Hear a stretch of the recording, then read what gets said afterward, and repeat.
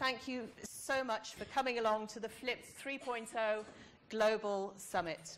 I'd like to start by inviting Jon Bergmann to the stage to give our opening presentation. Thank you, Jon.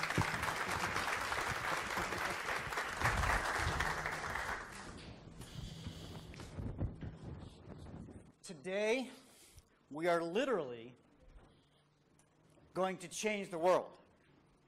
I mean that. I mean that literally. Today, we're going to change the world. Here's a stunning fact to ponder. Do you know that in virtually every country in the world, from the US to China, and from Spain to Dubai, and from Iceland to Istanbul, classrooms have two remarkable things in common. Number one, they look a lot like each other. And number two, they look about the same as they did 100 years ago. Here's what a classroom looked like 100 years ago. Here's what a classroom looks like today. And even more remarkable, if you Google the word classroom, followed by any random list of countries, this is what you'll find. This is what a classroom looks like in the United States, and in Taiwan, Japan, Uganda, Afghanistan, Tibet, the Middle East, China, India, the Himalayan mountains, Vietnam, Peru, in rich countries, in developing countries, in the military, and in prison. But you didn't come here because you thought education was all wonderful. You came here because you know that active learning is better than passive learning. Because what we've been doing is we've been lining up students like widgets in a factory and attempting to pour knowledge into their heads. So why did you come? You came because you know that active learning is better than passive learning. That's why you came here, because you know this. You know that an active learning classroom, a flipped classroom, well, it looks like this in Iceland, and it looks like this in Taiwan,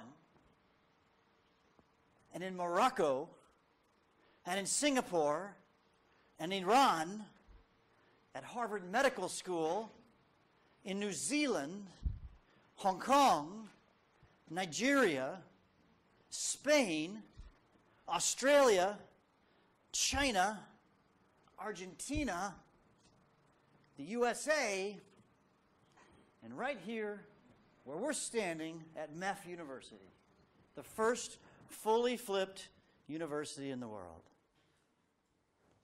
So why? Why are we here today? Well, we're here to do what? To change the world.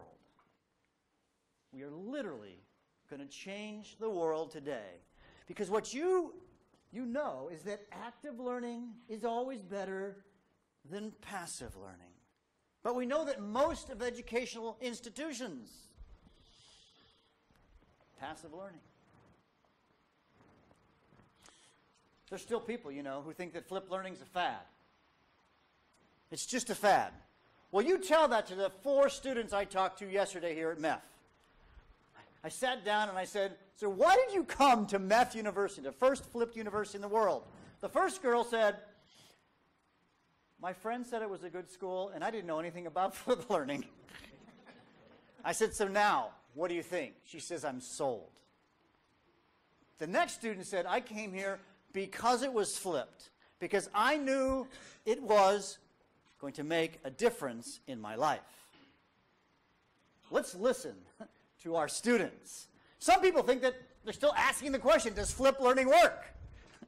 But you probably know, right? You know there's been over 500 peer-reviewed articles about flipped learning. And it's telling us that flipped learning works.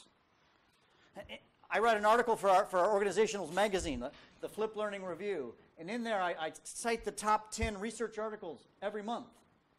In August, now they're not all peer-reviewed. In August, you know how many research articles were written about flipped learning? 95 in 1 month. And they're painting a very interesting picture if you look at the research. So if people are still asking, does it work? It works. So the reason, though, we want to change the world, but the reason that today is so important is that we want to ask the question, how do we make flipped learning more effective? Because there's been a problem in the flipped learning world since its inception. And that problem is that we've been doing flipped learning in boxes or silos. When we first started doing flipped learning in 2007 at my high school in the United States, we didn't call it flipped learning. We called it reverse learning. And we didn't call the videos videos, we called them podcasts. And some of the teachers at our school, they didn't like the idea. They didn't like the change. And they said, we'll never do that. And about 3 years into us doing flipped learning, by that time it had acquired the name flipped learning, a math teacher walks down the hallway. Her room was 8 doors down. And she came and said, John and Aaron, I just read this really cool article about something called flipped learning. I think it's a great idea. What do you think about it? Oh. Like, yeah, I think it's a good idea. She was living in a box, and we were literally 8 doors away. We were recently in Brazil, and Brazil, they were struggling with some of the aspects of flipped learning. And little did they know, a 45-minute plane ride into northern Argentina, they would have found people who could have answered the very questions they were struggling with. Because flipped learning has been happening in boxes, in silos, all over the world. But today that changes. Because we're going to change the world. In 2017, 30 people got together and said, we've got to stop this problem of flipped learning in boxes. That led to the foundation of the Academy of Active Learning, Arts, and Sciences. And the Academy, who is sponsoring this event today, said, we've got to answer that question. That led us to call out to many of the people who are in the live stream, many people who are here today. That led us to 100 people in 49 countries from around the world who said, we've got to figure out what are the best elements and practices of flipped learning. The leadership group was headed up by Dr. Eric Mazur at Harvard University. You're going to hear from each of these people in a few minutes. Myself, Dr. Caroline Fell Kurban, who's right here, right?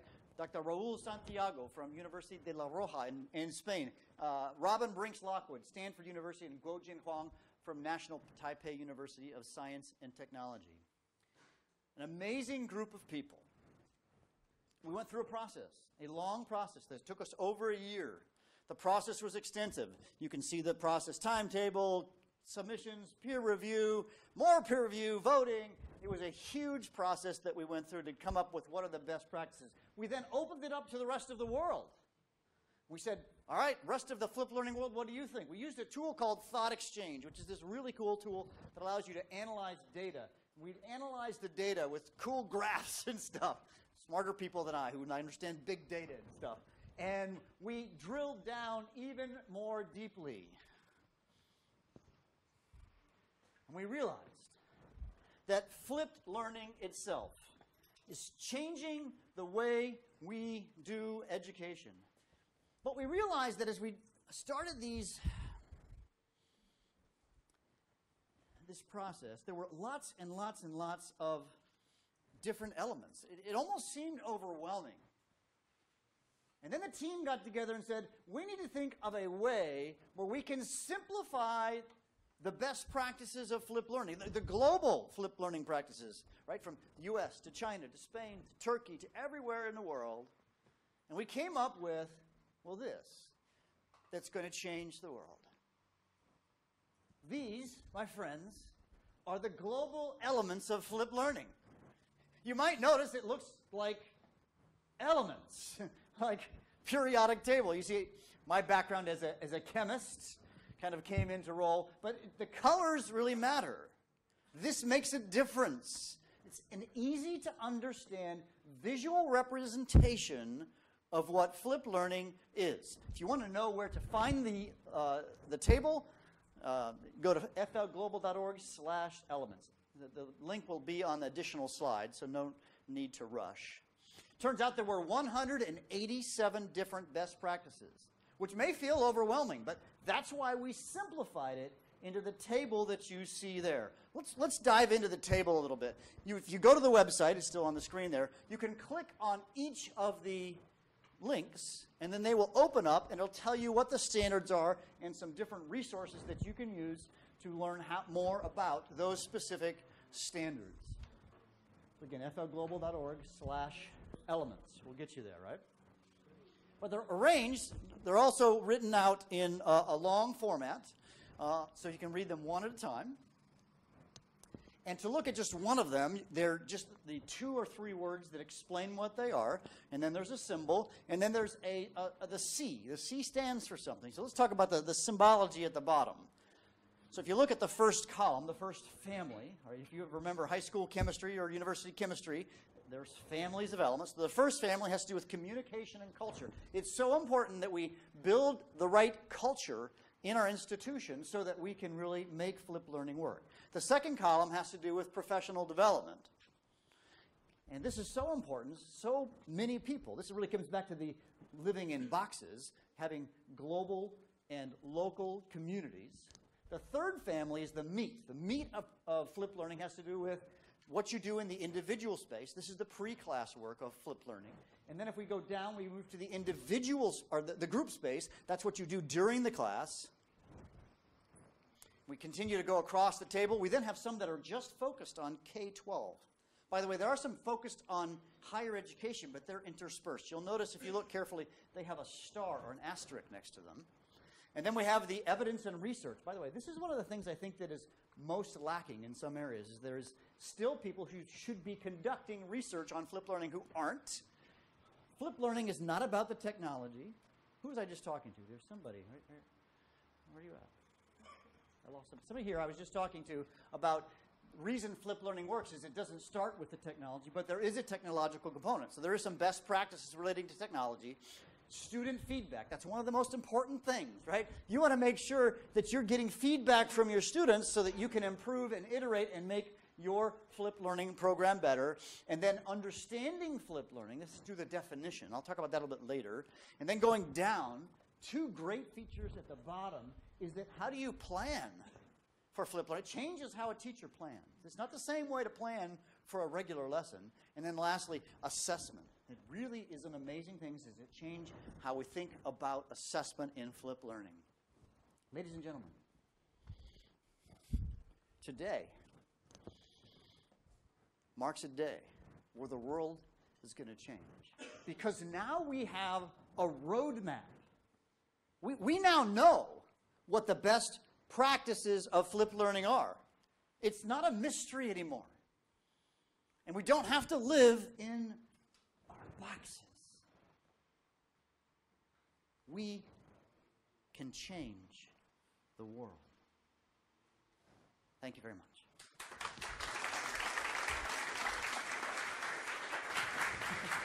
Thank you very much, John. Now I would like to invite to the stage Errol St. Clair Smith. Errol's going to be talking about going global or falling behind. Over to you, Errol. Good morning to everyone. Thank you. It's a very big honor to be here at MEF, the very first fully flipped university in the world. We've been working with Dr. Sain and Dr. Kurban for some time, and we've heard a lot about what you've been doing here, and we're really excited to be able to come and to see it firsthand. So thank you very much, and of course to be able to meet all of you. I want to begin by showing you this.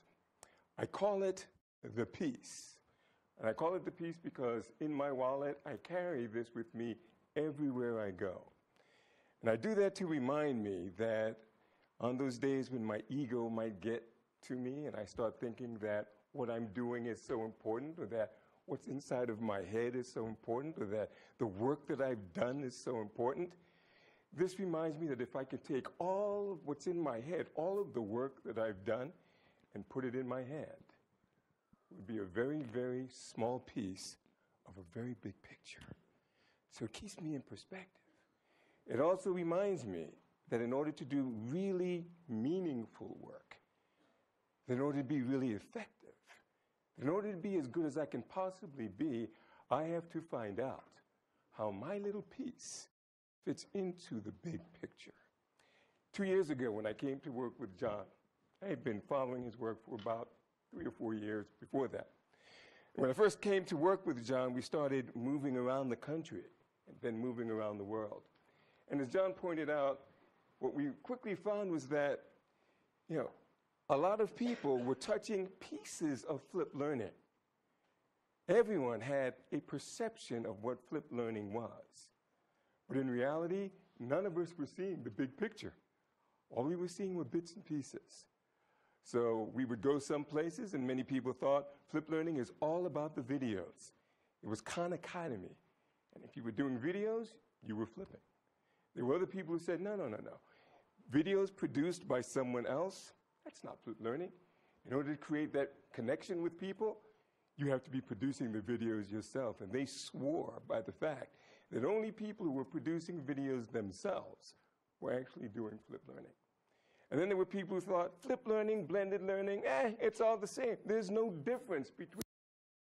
We'd go to other places who would say that flipped learning, it's just a fad.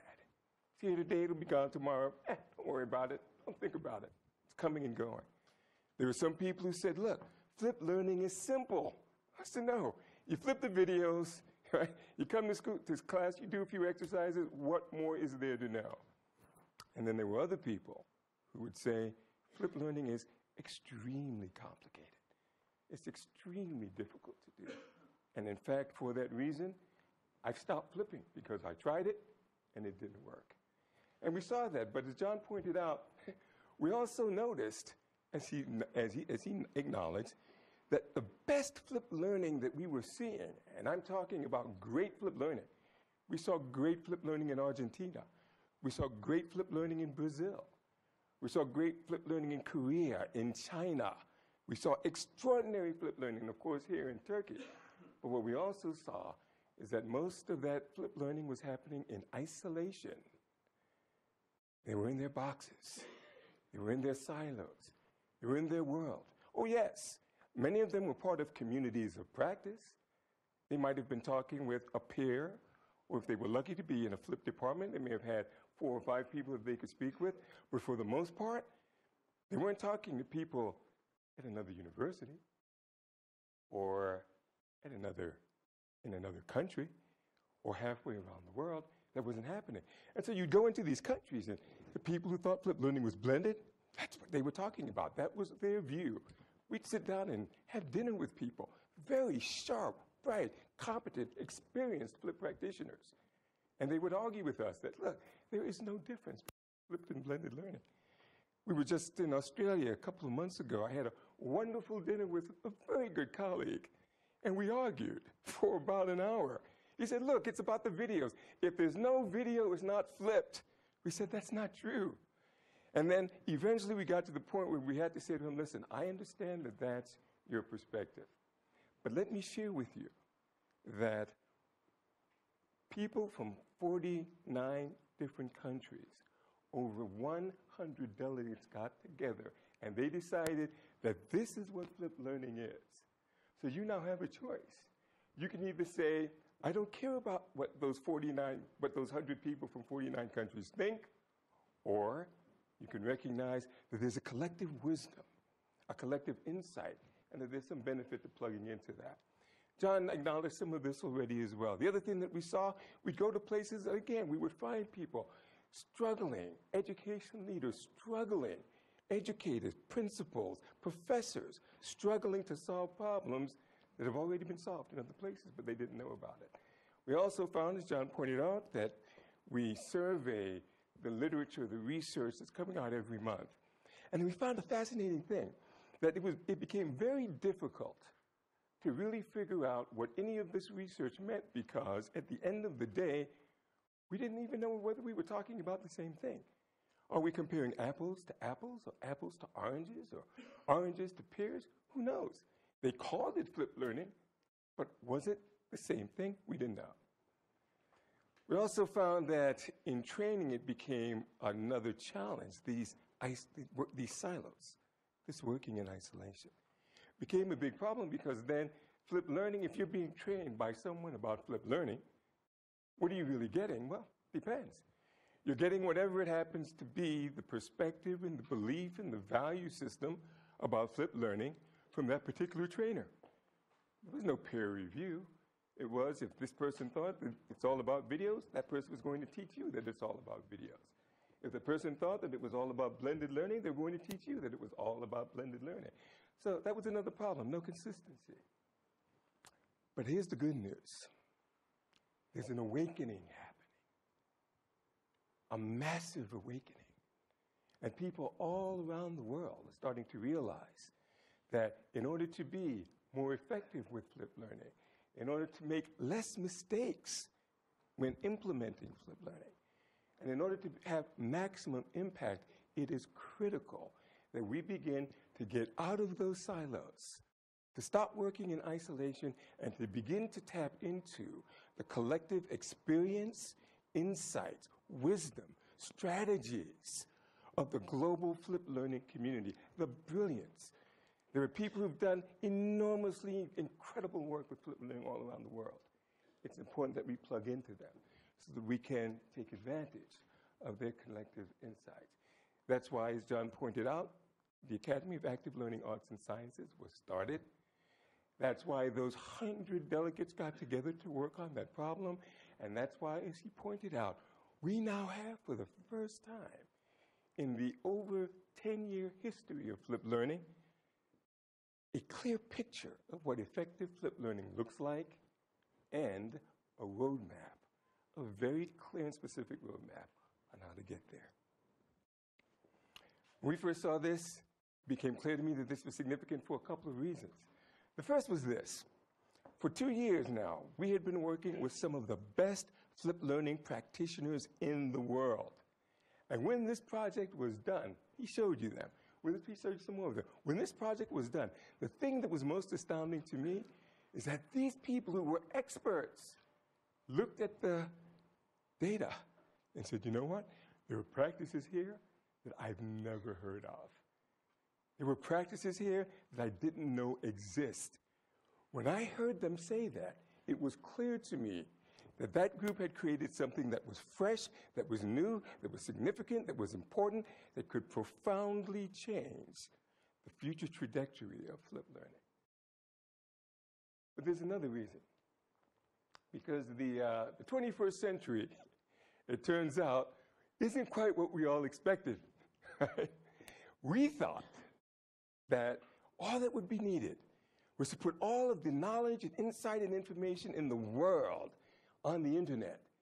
Put a computer or a laptop or a phone or some digital device in every pocket and teach us all how to think critically. And if we did that, we'd be able to solve all of the problems in the world. But it turns out that it's a lot more complicated than that.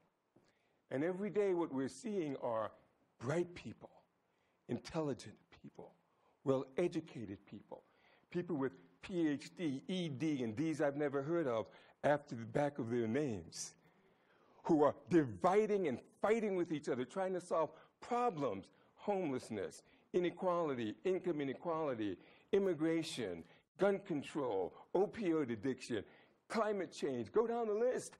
Smart people working on it, can't solve the problems. Why? Because we become emotional, because we can't agree, because we can't collaborate. So we've now reached a point in our society where the ability to do this is more important than ever before. And there's data behind this. It's not just something random happening, there's data.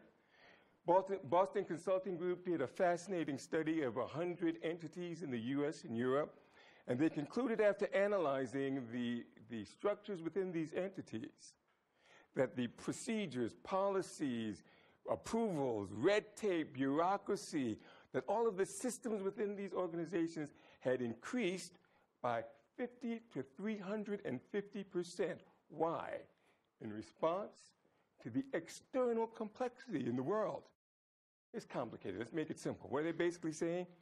The world has become more complicated, and we don't know what to do about it. And that explains why so many of us are feeling overwhelmed. We're working harder, not necessarily getting more done. It explains a lot. But what the research and the data and the literature and our own experience points out is that we've reached the point now where the days of working in isolation, they're over. They're gone. There is no way that any of us, I don't care how bright anyone is, how well educated anyone is, none of us can afford to work in isolation and think that we're going to be able to solve the biggest problems that we all face. Certainly, we're not going to be able to teach the next generation to do that. And we're seeing it everywhere. Before coming here, I was in Spain and Vienna. My phone in the US worked. My phone is with Verizon, one of the largest telecommunications companies in the world. But when I got to Spain and Vienna, I was using a different company. Why? Because they collaborated with companies in Vienna and Spain to give me service. I'm sure they were big enough that they could have created it on their own, but they didn't. They saw the value and the wisdom of collaborating.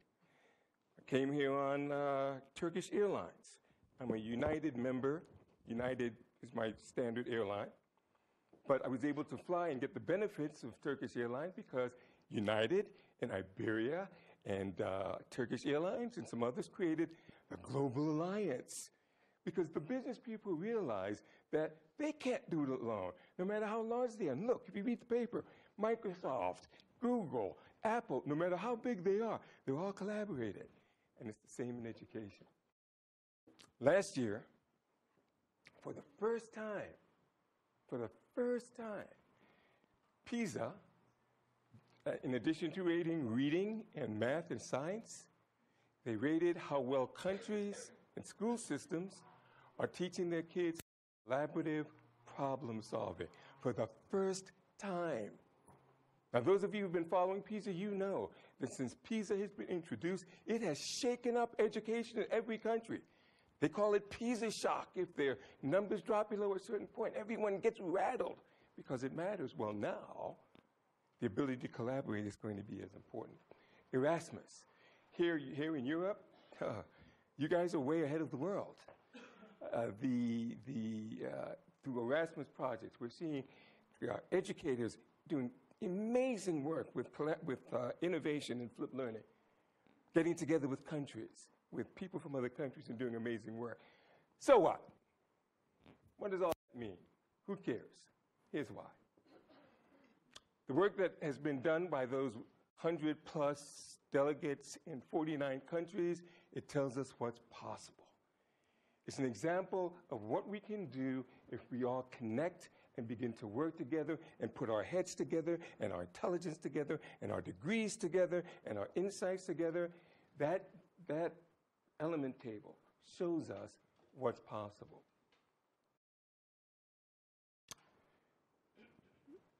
The information about complexity and what's going on in the world and all of the issues that we are struggling and fighting to figure out how we're going to solve, and the divisiveness that is taking over countries all around the world. This shows us what's necessary, that we have to become better collaborators. We have to teach the next generation to become better collaborators, or we won't do well. And then finally, when you look at all of the increasing Erasmus collaborations going on all around the world, when you look at PISA and what's going on in the world, it shows us what's coming next. It's coming. Whether we're ready to collaborate or not, that's where the education community is going. Flipped learning is the way to get there, and that tells us what's coming. The good news is, and of course everyone here in this room, we know that you are among the best and the brightest in flipped learning. I'm going to get to that in a second, but let me make this point. We still have a lot of work to do. And the good news is that these are the organizations, universities and schools all around the world who have already adopted these global standards. They're in the UK, they're in Spain, they're in Turkey, they're in Taiwan, they're in Portugal, New Zealand, Australia. So we've got a head start. We're moving in the right direction, but now it's up to you. It's up to you. Because here's the thing. I still don't understand. If flipped learning is so great, why isn't everyone doing it? I don't understand it.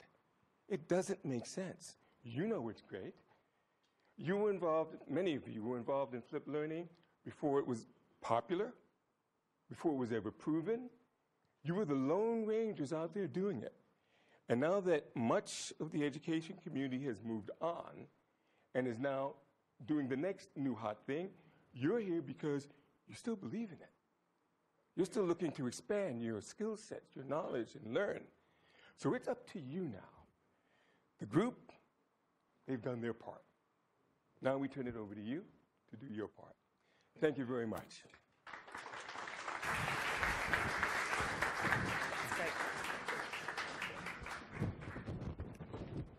Thank you very much, Errol. I'd now like to share a message with you from Robyn Brinks Lockwood from Stanford University. And Robyn's going to be talking about a higher education take on the global standards.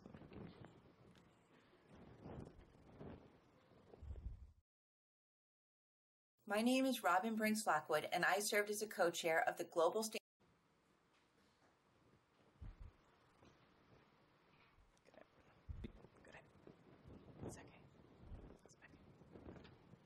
My name is Robyn Brinks Lockwood, and I served as a co-chair of the Global Standards Community for the Academy of Active Learning Arts and Sciences. My name is Robyn Brinks Lockwood, and I served as a co-chair of the Global Standards Community for the Academy of Active Learning Arts and Sciences. I teach for the Language Center as part of the Division of Literature, Cultures, and Languages, and I direct a summer program. I teach for the Language Center as part of the Division of Literature, Cultures, and Languages, and I direct a summer graduate and undergraduate levels.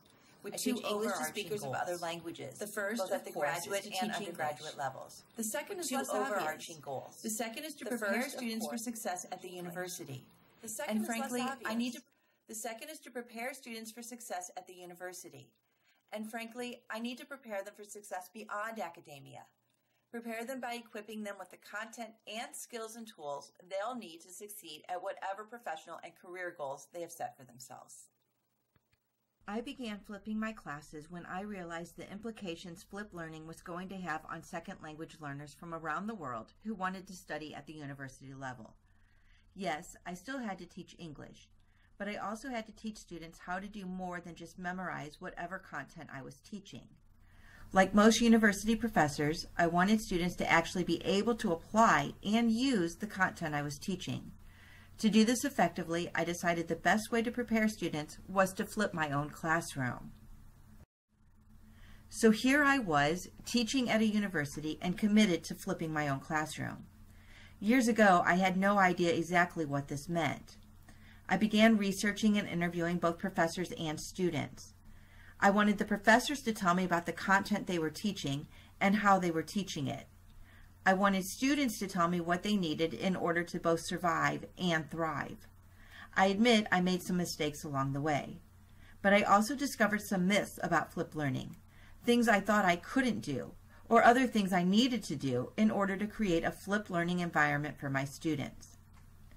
When I began flipping, there wasn't a go-to list of what I should or should not be doing, what were mere myths versus what were true guidelines. Thanks to Jon Bergmann, the Flipped Learning Global Initiative, and the Academy of Active Learning Arts and Sciences, guidelines now exist. How I wish these had existed when I began my foray into flipped learning. The Higher Education Standards Supplement to the General Standards offers specific guidance to instructors at the university level who want to implement flipped learning. These additional elements of effective flipped learning include research-based instructional principles that help professors avoid the pitfalls and simply enjoy the benefits of flipped learning.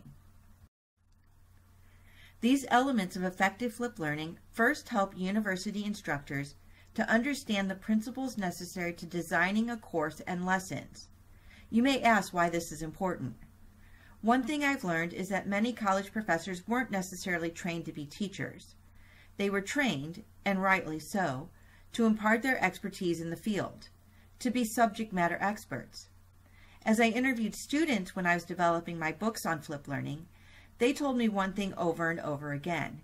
Their professors were incredibly intelligent, but my students were struggling in class because they didn't understand the long lectures that were 50, 60, or 75 minutes long.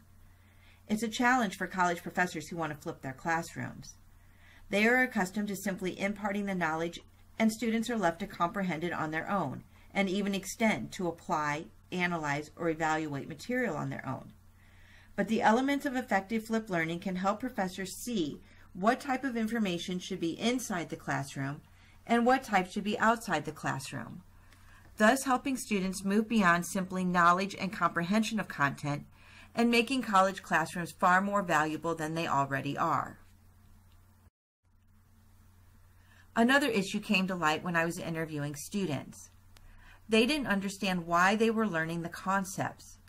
What good was this? What was the big idea? Why would they ever need this information?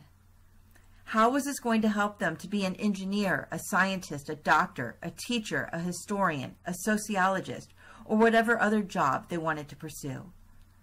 Following the elements of effective flipped learning will help college professors communicate to students not only what they are teaching, but why they are teaching that particular content. Students need to see that the content they are learning is transferable to other settings. We don't want our students to simply memorize what we tell them and then forget about it after a test. For them to be successful, we want them to actually apply what we've taught them. We want them to see the content and the application of that content and how it's going to be useful to them long after they leave an academic classroom. How our content can be useful to them after they earn an A on the test. Another challenge college professors face is lesson planning. When I moved to teaching at the university level, I realized that lesson plans are far different than they are for an elementary or secondary setting. As the daughter of an elementary school teacher, my mother, and a secondary science teacher, my father, I didn't realize the vast differences in planning a college-level course or lesson. The elements of effective flipped learning also include a section specific to lesson planning. The guidelines will help instructors understand the benefits of flipped learning and how to explain flipped learning in their syllabuses, a necessary first step for flipping in higher education. The implications of this are enormous.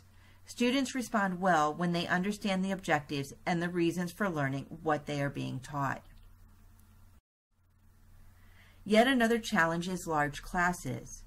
I am fortunate to be in a foreign language classroom that limits class sizes, but many professors don't have that luxury. If professors teach a 101 course or an entry-level class, they could have hundreds of students in a room at one time. To address this challenge, the elements of effective flipped learning not only provide techniques for flipped learning, but also include ways to adapt those for large class settings, including information on developing at least one student project throughout the term.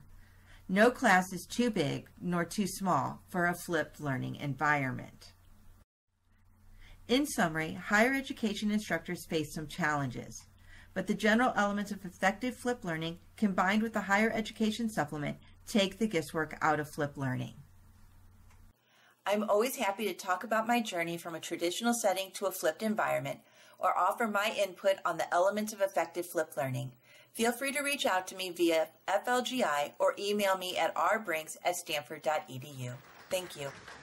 So that was a message from Robyn Brinks Lockwood at Stanford University, again talking about how flipped learning My name is Robyn Brinks Lockwood, and I served as a co-chair of the Global Standards Community. Transferability across and get the students to see why they're learning what they are and how they can use it in the future. Now, next up we have a message from Dr. Eric Mazur of Harvard University, and he's going to talk about the need for a new university model.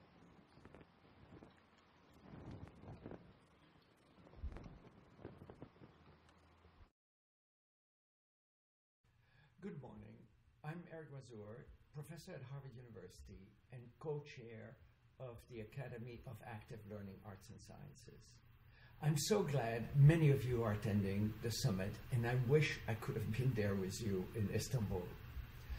I want to take a few minutes to impress on you the need for a new model of teaching. You see, when I started teaching at Harvard University back in 1984, I taught the way I had been taught by my teachers. I think we all tend to do that. We tend to project our own experiences onto the world around us. This here is a picture of me teaching my introductory physics class to pre-medical students at Harvard University's back a long time ago when I started teaching. In fact, you can see that this is an old picture. It's grainy. It was taken BC, before computers. Now, I want you to compare this picture to this illustration from an illuminated manuscript of the 14th century.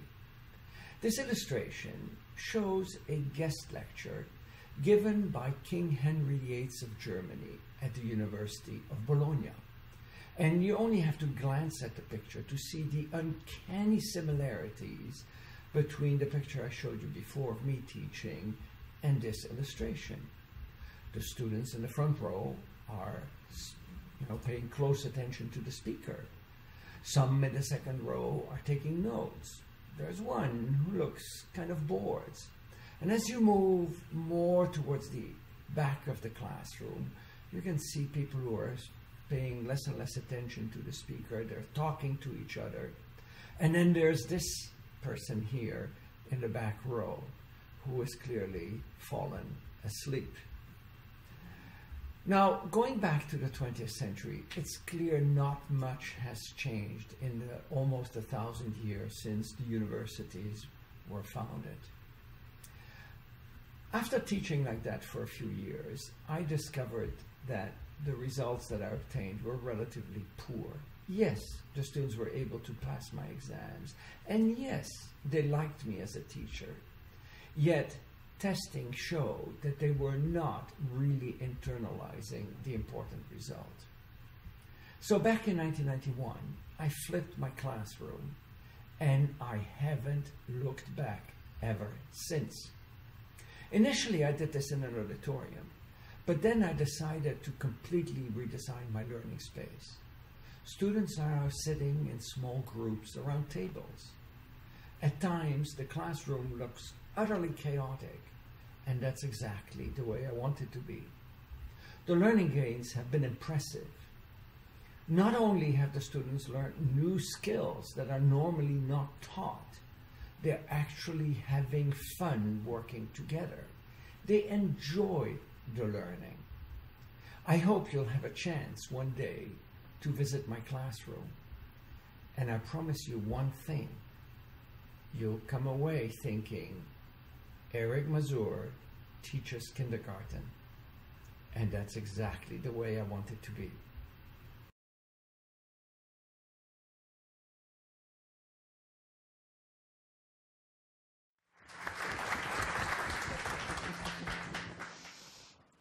Thank you very much to Dr. Eric Mazur there with a fantastic analogy of how we want that chaos, that kindergarten style in our classrooms. I'd now like to invite to the stage Dr. Mohammed Shahin, MEF University Rector, and Dr. Shahin is going to talk about how MEF created a new university model.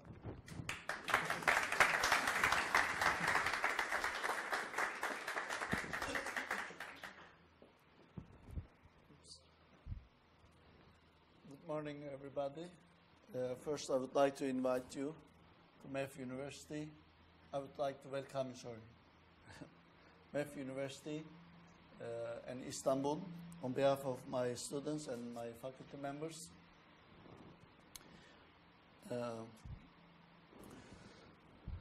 I'm the founding rector of the university.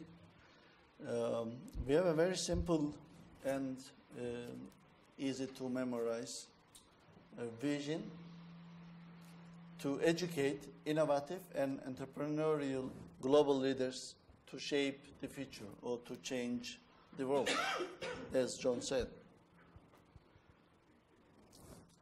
Let me give you some background about the establishment of the university. So the founder of the university is Ibrahim Arikan, as many of you know him very well. The university officially was established in 2012. I was appointed as the founding rector in March 2013. So we had our first students in September 2014. Right now we have over 3,000 students in undergraduate level, about 200 academic staff. We have three new approaches in higher education. The first one is, of course, flipped learning. And the second, 3+2, 3 years at MEF and 2 years in a partner university abroad. MEF gives a bachelor degree and the partner university gives the master degree. And 3+1, undergraduate education in Turkey takes 4 years, as you know. And we have a 4-year program that combines undergraduate and graduate degrees. Take the decision to flip the university, to establish a flipped university. The founder, Ibrahim Arikan, asked me first to organize a workshop with the professors. But when I first started, I didn't have any professors around me. I was alone with my secretary, my driver, only 3 of us. Later on, of course, we had some more people. I invited professors from other universities in Istanbul, especially those who had PhDs from abroad, so that I thought they might have international vision. So we had this workshop in May 2013. In the end of the day, almost 90% of the professors rejected flipped learning education system. But of course, I didn't give up on board of trustees. I asked them to give me another chance.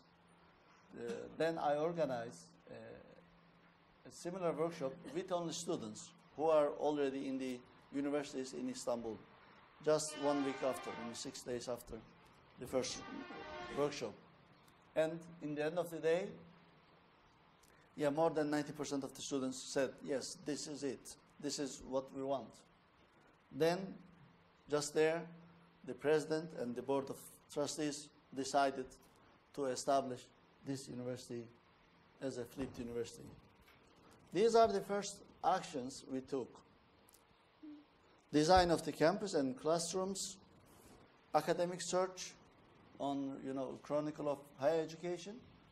From the academic search, I received 200 applications from all around the world. In that time, Anya, is she here? Anya Rantanen? No. She was with me, so we were together. We tried interviewing people online, and I asked them 3 questions. Have you heard of MEF University? They said no. Have you heard of Mohammed Shahin? They said no. Have you heard of Ibrahim Arikan? They said no. So why did you apply then? They said, without any hesitation, it's because of the flipped learning. And of course, 3+2 international programs. So you are very innovative university. Anyway, then we established International Office, School of Foreign Languages, Center for Research and Best Practices in Learning and Teaching. Caroline Fell is the director of this center since the beginning. Education and Technology Department, Digital Library, and in-house recording studio. Now we have some evidences of successes since the beginning of the establishment. This is student mean GPAs. This is in our second year, in the end of second year. Student GPAs in Turkey, 2 million students almost every year take a centrally organized exam. So depending on their grades, they choose universities, departments, etc. And depending on their grades from the foundation universities, they get scholarship. So when you look at the first column, for instance, if you are in the first 1%, you get full scholarship. You don't pay any tuition fee. So if you are in first 7%, you have only 25% scholarship. So, you know, we usually expect to see lower ranked students with much lower GPAs than higher ranked students. However, this is not happening at MEF.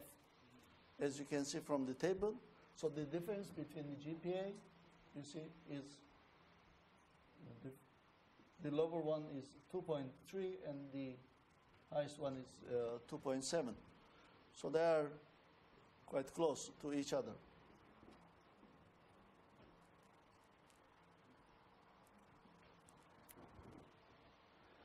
We conduct every year almost several surveys on students when they first come in.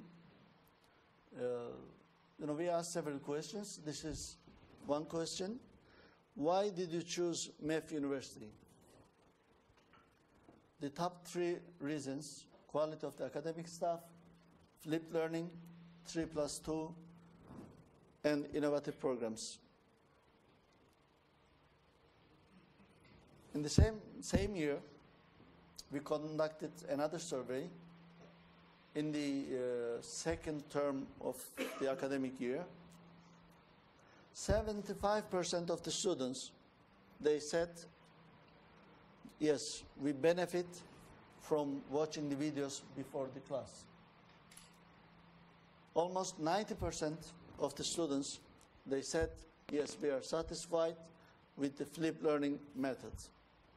And again, 90% of the students said, yes, they would like to recommend flipped learning to their friends elsewhere.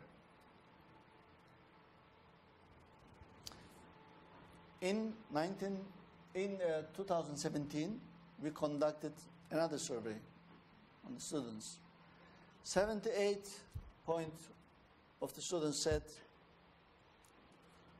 since the beginning of the establishment, flipped learning has continued to develop. And almost 75%, they said assessments, assignments, and projects have become more innovative since the beginning. And 76.5%, they said, we are okay, we are satisfied, so we don't want any improvement. So with the standard flipped learning at MEF. We had some new developments as well as flipped learning. In 2016-2017 academic year, in the beginning of the academic year, we had several meetings with the faculty members to discuss to remove the final exams.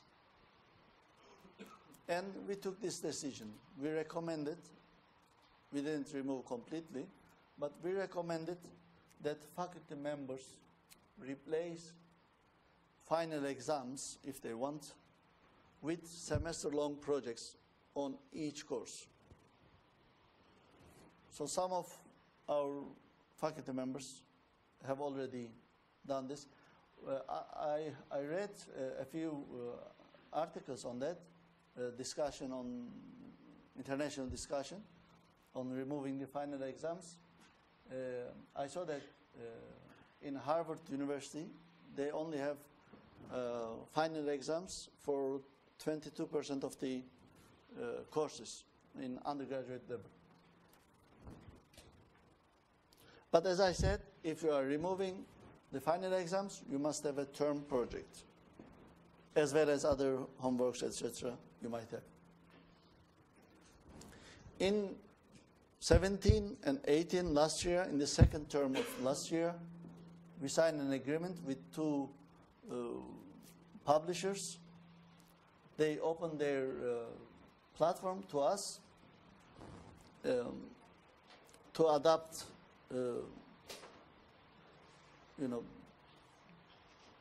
e-platform, to use e-platforms with adaptive learning capabilities.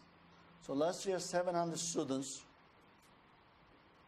took this platform, followed the courses from the platform, and this year it is over 2,200 students.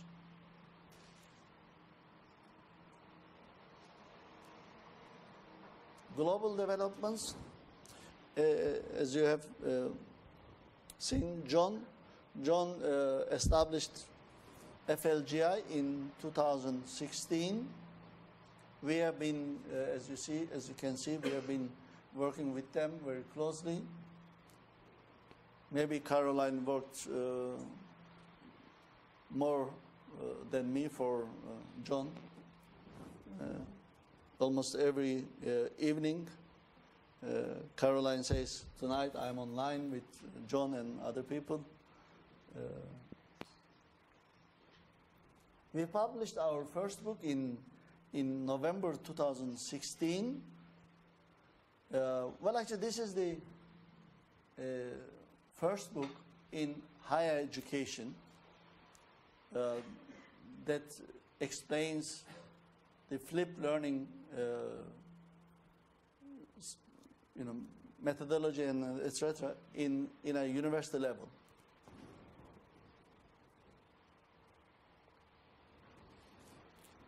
University of Northern Colorado initiated a project on flipped learning funded by their university board. So they asked us to conduct a survey on our students.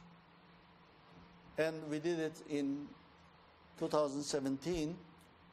So because they wanted to convince their board of trustees to apply to adopt the flipped learning. We are now writing a joint paper with them from the survey. This is an European project, Erasmus Plus program funded project. Just before the applications, a couple of weeks before they made the applications, we got this invitation from these people.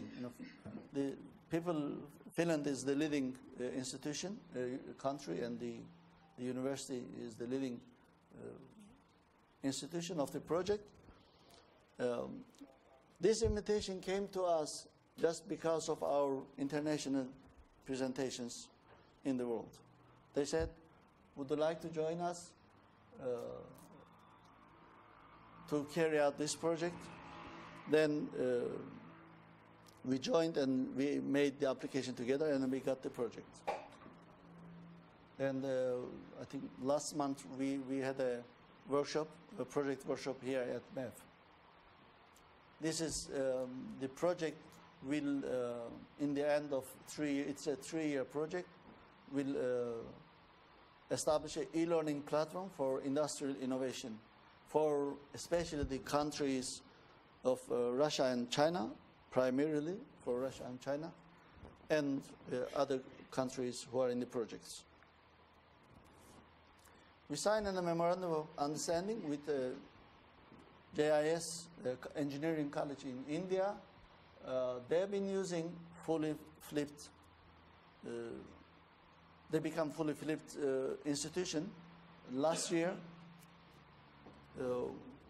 This year they invited us, myself and Caroline, to make a graduation speech. And Caroline also conducted a workshop with their all faculty members from 14 campuses. They have 40,000 students in 14 different campuses. These are only the conferences I've been, myself and Caroline only, two of us, invited. We were invited speakers in those conferences. Also, our faculty members, other faculty members and instructors from the prep made several presentations in national and international conferences.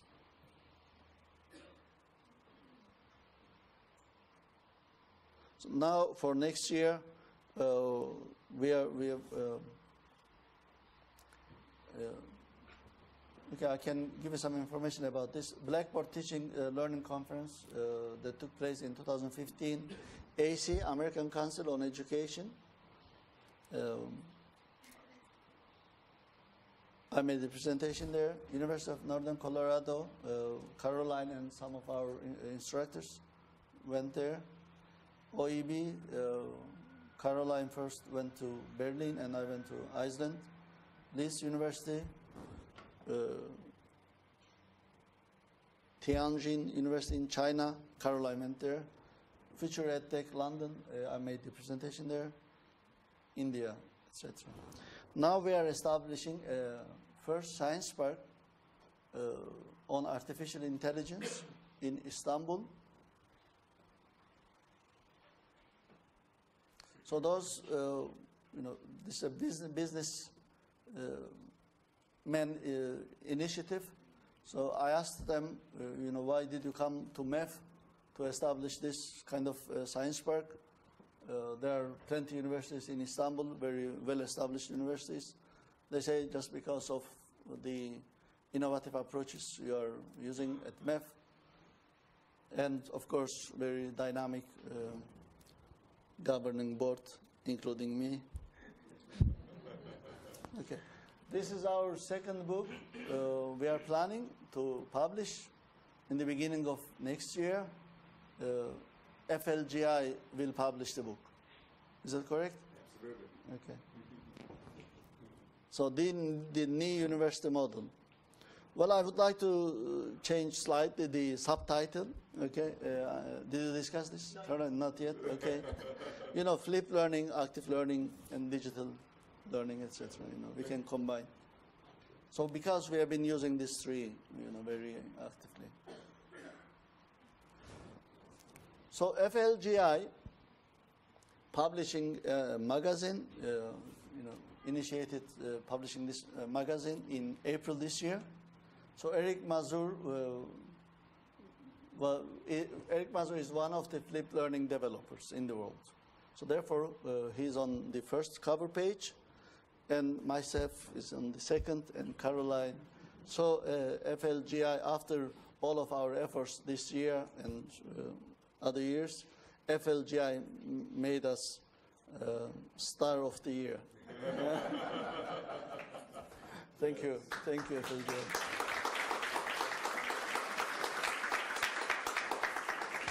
Okay, this is it.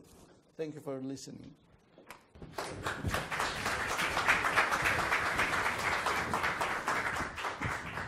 Thank you very much, Dr. Shahin, for telling the story of how MEF University established as a flipped university, the stages we went through, and where we're going in the future. I'd like to invite back to the stage now Jon Bergmann to give a K12 look at the global standards. To you, Jon. Thanks. I think it's just really great how MEF started, right? They went to the students and asked them what they wanted. And they said they wanted flipped learning. I remember talking to one of my own students, a K12 student, and he said, finally, somebody's teaching me the way I learn. Let's face it, we are teaching the YouTube generation, whether we like it or not. So instead of trying to fight that, we want to infiltrate that. In one of my books that I wrote, I surveyed 2,000-odd flipped students, and I asked them this question. In a flipped class, does the videos, the flipped videos, do they replace your screen time or add to it? Because let's be honest, students are going to be in front of screens today. 80% of them said replace or add just a little. So what we're doing is instead of students playing Fortnite, they're watching a video on engineering or math or science or history or social studies or whatever it might be.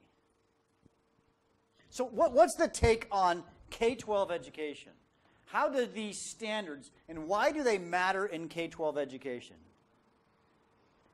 Well, like higher education, K-12 education, I'm going to say, is broken. In a 2014 study by Robert Marzano, he studied 2 million U.S. classrooms. It's very difficult to argue with a study with an N of 2 million, right? And he asked a very simple question. What instructional strategies are U.S. K-12 students learning through? I had a chance to share the stage with him at a conference in Washington, D.C., and this is the data he shared.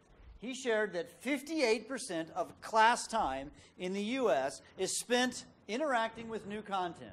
And as he stood on the stage, he said, that means lecture. Now, let's think a moment here. That's K-12. That includes the little guys, the little 5-year-olds and 6-year-olds. And of course, you probably can imagine, what do you think happens when he segments the data the older and older the student gets? The 58, the blue number, gets bigger and bigger and bigger. And the red number, 36, is practicing and deepening the content. And he said basically that means them practicing stuff. Think of a math teacher and they're practicing math problems, which isn't bad. But do you notice the problem? The 6. The 6. Cognitively complex. This is like the deeper thinking. Isn't this backwards? Don't we want our students to think more deeply? Our K-12 students, certainly our higher ed students as well. So K-12 is broken. And here's why. Because in many ways what I think we've done is we've focused on the wrong thing when we're trying to reform education. Virtually every country in the world is trying to reform their educational system, but they've focused on the wrong thing. They've focused on curriculum, what we teach. Right? Most curriculum has to deal with having a very prescribed what we teach. On the other side, if you think of a continuum where we allow students to explore, a much more student-centered approach. But most of education is on the left side here, in a prescribed education. Now, I'm not saying we shouldn't change our curriculum. I do believe that what we're doing in education and what we're teaching isn't completely correct. But changing the curriculum hasn't changed education. The second bucket, if you will, I think we've tried to change, is we're trying to change assessment, which is how do we know what they've learned? And on one side, we've got specific content. So there's this tied to the curriculum. They've got to learn this, and we're going to test them on this. But on the other side is a more student-centered approach, where it's an authentic test. They have to do a project. This is what you just talked about, Dr. Sahin, where you said you are now doing away with final exams, a more project-based centered. But the real problem that we haven't dealt with in K-12 education is how we teach, which was illustrated by those images that I shared with you at the beginning of the hour, right? We haven't dealt with that question of how we teach, because what we're doing is we're teaching passively instead of actively. And that's true in K-12 education. We need to move from passive to active. But we know in flipped learning, something we've discovered is that flipped learning is different than other strategies because it's a meta strategy that supports all other strategies. We've discovered this. You might think of it this way. Think of all these different learning styles or learning methodologies as a circle. Project-based learning, learning by doing, personalized learning, flipped learning, inquiry learning, cooperative learning. But flipped learning is different. When I say it's a meta strategy, I mean it should look more like this, where flipped learning leads to and allows project-based learning to happen, where flipped learning allows for mastery learning and inquiry learning and all these other types of learning. Again, Dr. Sahin, you said this just a bit ago, right? You're now able to do more projects. Why? Because you're flipping your class. FLGI recently published a book on flipped learning in project-based learning. It was all about project-based learning. And the author said so much. He says, I could never have done PBL had I not done flipped learning. It gave me the time to do it. To use a metaphor by one of the research fellows at the Flipped Learning Global Initiative, Dr. Robert Talbert said this. He said, think of flipped learning as the operating system. So I've got a phone here. It's iOS. My laptop is Windows. The operating system. You don't really think a whole lot about your operating system. What do I use on here? I use apps. So think of flipped learning as the operating system, and project-based learning, mastery, cooperative, all the other things as apps that you use. That's why flipped learning, one of the reasons why flipped learning is so powerful. It is the operating system of the new educational system of the world. That's what we need to do. So let's talk about the specific standards related to K12. So why does this matter in K12? So as we look at it, let's first of all look at, let's first look about the definition. So these are some of the standards I want to highlight that are specifically related to flipped learning. Now, one thing about the definition, one of the results of the standards project, which we haven't really talked about yet, is that the team came up with a new definition of flipped learning. The new definition of flipped learning is supposed to be the next slide. We'll come to it. I'll come to that. All right. Did I switch? Where did it go? There was a black definition. Oh, well, I'll just say I know what the definition is. The definition of flipped learning, all right, I'm going to see if I can get this almost quite verbatim. Flipped learning is an educational approach, okay, and a framework that allows educators, now get this, to reach every student. If you look at the previous definitions of flipped learning, what you'll see, it talks a lot about how to flip, but not why we flip.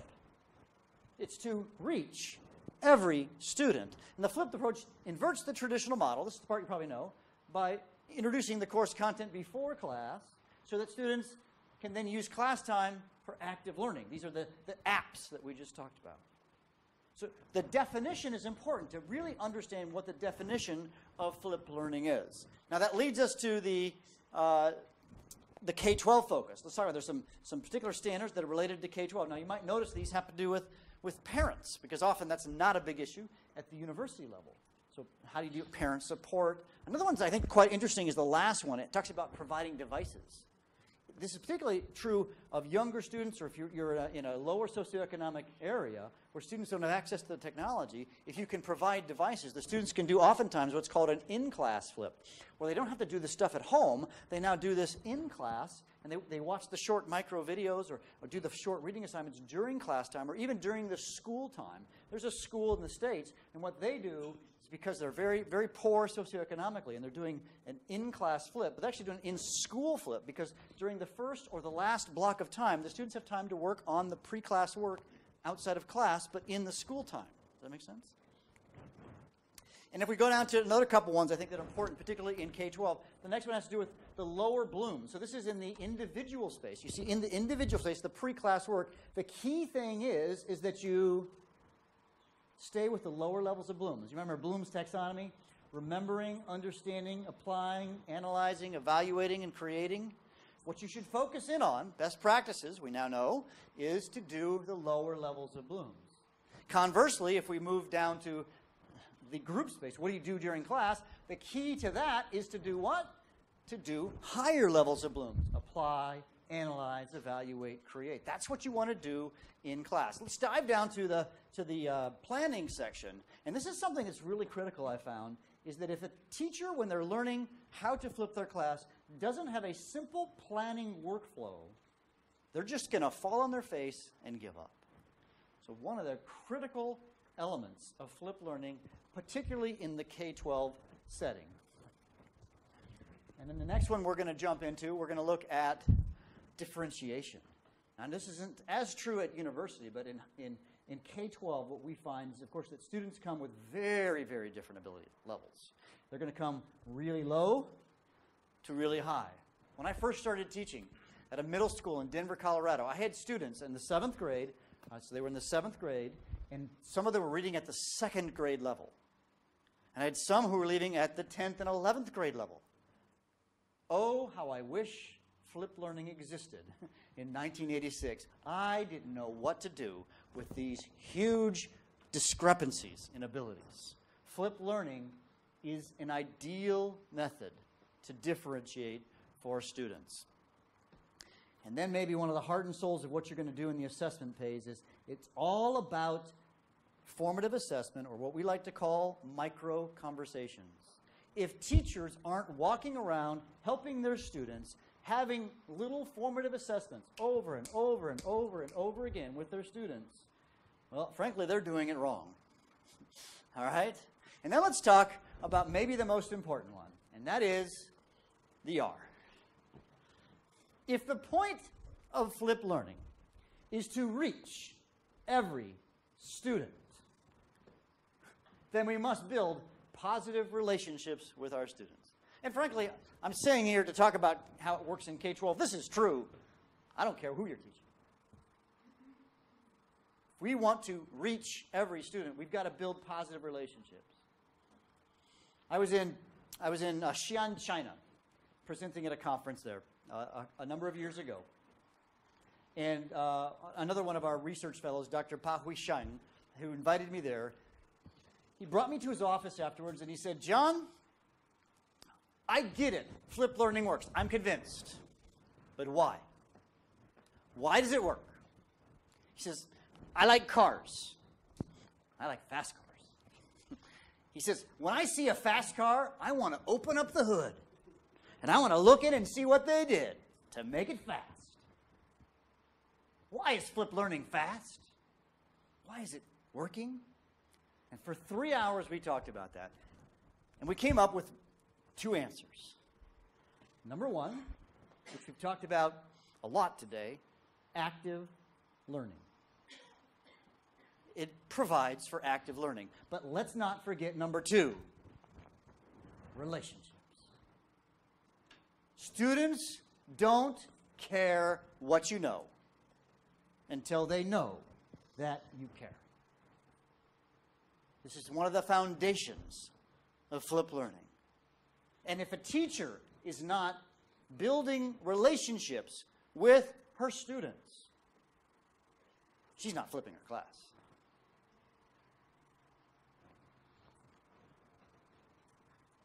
We are at a precipice today. I said earlier, we're going to change the world. But we're only going to change the world if each one of us who are sitting here, who are out there online, if each one of us chooses to go back with these 2 charges, active learning and reach every student. This is going to take courage. Maybe you're teaching at a university or a high school or an elementary school, and you will be the only one flipping your class. Maybe you're a principal at a school, and you'll say, oh, my teachers, they're so traditional, they'll never. They can. You know, we teachers,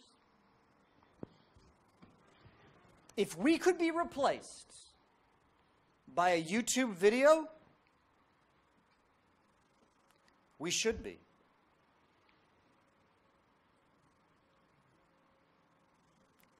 It's time. I dream of a day when every student, and I mean every student, is in an active place of learning where they're being reached. In fact, I dream of a day when we don't have to call it flipped learning. We just call it learning. Isn't it time that we change how we teach, whether it's K-12, higher ed, corporate learning, graduate education, so that we can reach every student in every class every day?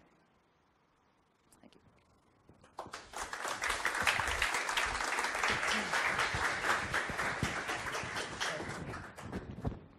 Thank you very much, John, for giving us the K-12 picture of flipped learning.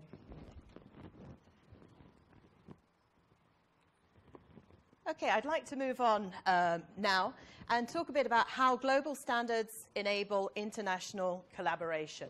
So you found out a bit about me already. My name's Caroline Fell Kurban. I'm the director of the Center for Research into Best Practices in Learning and Teaching at MEF University. I'm one of the co-chairs on the Academy of Active Learning Arts and Sciences. I was the inaugural research fellow on the FLGI. And I've been working with flipped learning since MEF University was established.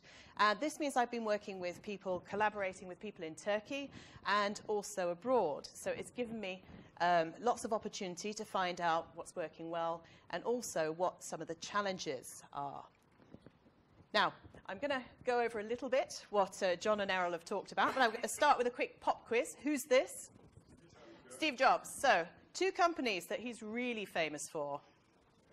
Apple and next, okay, 3, and Pixar. Okay, so I'd like to tell you a little bit, a story about Pixar. So Steve Jobs bought Pixar in 1986, and it was an extremely small computer manufacturing company at the time. Then in 2000, he decided to relocate the premises, and they found this huge, disused old factory. Now, the architects had already designed a plan, and the plan was like this. They were going to have one building for the computer engineers, one building for the animators, and one building for the executives. Now, instantly, Jobs could see there was going to be a problem with this, because you would have the silo effect. So he immediately said, no, absolutely no way. We need to have people working together, bumping into each other, collaborating, and being in a shared space. So he spoke to his architects, and his architects came up with this design. So there's this amazing meeting space in the center. But he knew it would take more than just having a space to get people to working together. You need to start moving things in. He moved all the mailboxes in. Then he moved the cafeterias in. Then he moved the coffee shops in. Then he moved the gift shops in. And it had the effect of people constantly bumping into each other. These are people from different organizational cultures. So you've got the animators, you've got the executives, you have, who have I missed? The computer engineers milling around in this same space, and it worked. Pixar is now the top-rated animation studio in the world. Now, Jobs made this happen because he got rid of fragmentation, and he put together collaboration. And this is exactly what ALAS global standards are also trying to do. We've had, as we've seen, the silos of instructors working alone, of institutions, of different countries in different languages with different cultures, all working in these separate silos. So the global standards, just like Steve Jobs' central area in the Pixar studios, is bringing this hub together where we can bump into each other and we can share ideas. There we go. I missed that one. But some of the challenges I've seen as I've been collaborating with people, the first one I call flipped WOP, and Errol touched on this a bit, as well as Jon. There are still questions. Some people think flipped learning is just about videos. Some people focus on the pre-work, but they don't focus on the group space. Some people will flip their instruction, but they won't flip their assessment. So there's still been this big question, flip what? And this is where the global standards are answering this question with a new definition of flipped. And again, we've seen trainers giving misinformation because it's their vision of flipped learning. We have seen research papers purporting to compare a flipped class with a traditional class, but what are they really comparing when you look at it? Some of them just had exactly the same classes with a few videos at the beginning. So I think that's been misunderstood. We're also seeing it in the media and reports. And this is a very recent report. This is Trends 2018, Learning and Teaching in the European Higher Education Area. Now, this report was focusing on student-centered learning in higher education in Europe.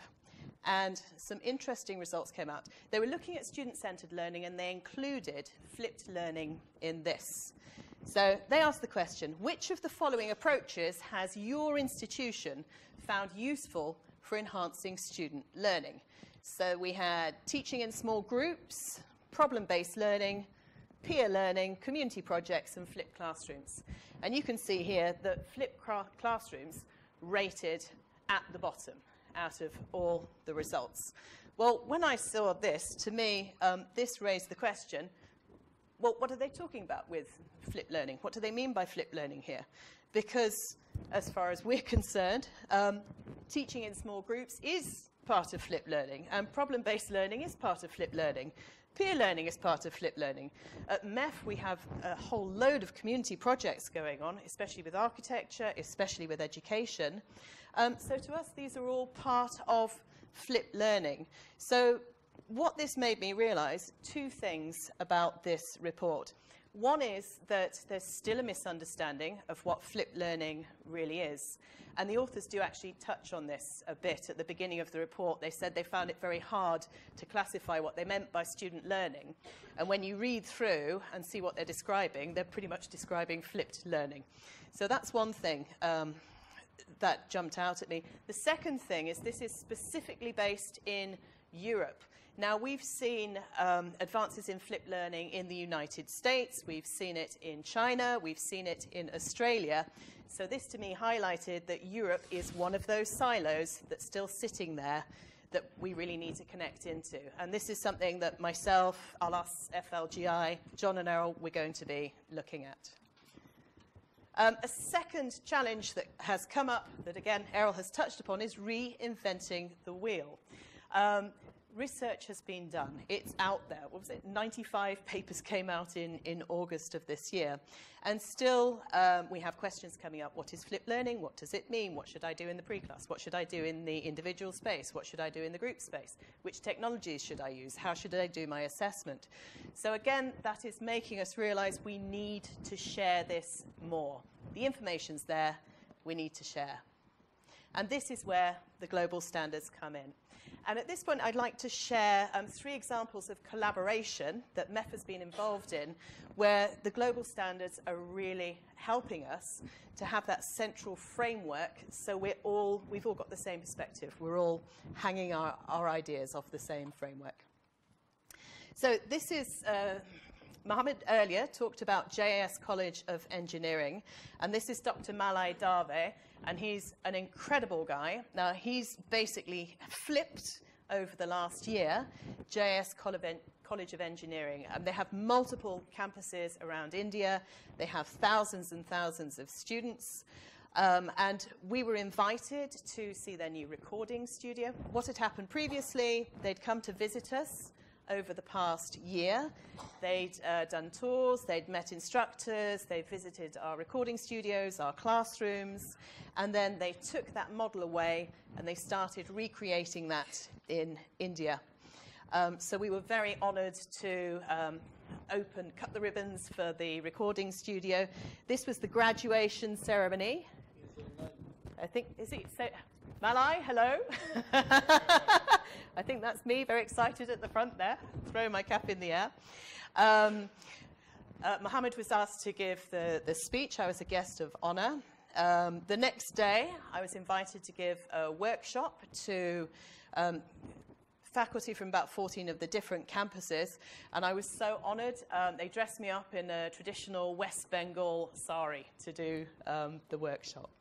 So it's fantastic. We're still working together with them. We've been invited over in March to talk at a World Bank funded presentation. So, Malai, here we go, India's first flipped learning institute. Now, we're also seeing more and more visits from international PhD candidates. This is Rania. And if Rania is watching, thank you for the beautiful jewelry that I'm wearing today.